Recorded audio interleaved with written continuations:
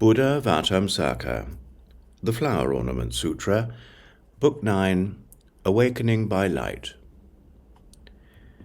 Expounding the sublime teaching for the welfare of the many, abiding in reality without any wavering, such people's virtues are the same as Buddha.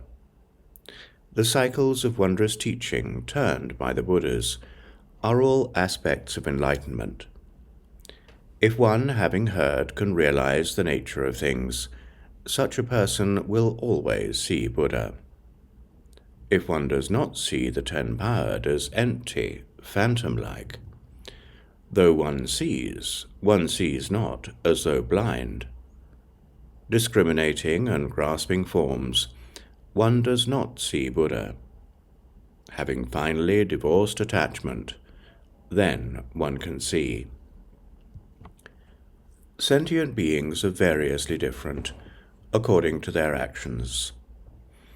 In the 10 directions, inside and out, it's hard to see them all. The Buddha body's unhindered, pervading all directions, and cannot be completely seen, in just the same way.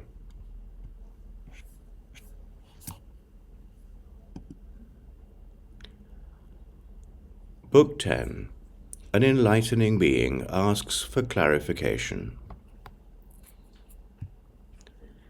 Then the enlightening being Manjushri asked the enlightening being, chief of the awakened, since the nature of mind is one, what is the reason for seeing the existence of various differences, such as going to good or bad tendencies, having complete or imperfect faculties, differences in birth, beauty and ugliness, pain and pleasure, suffering and happiness?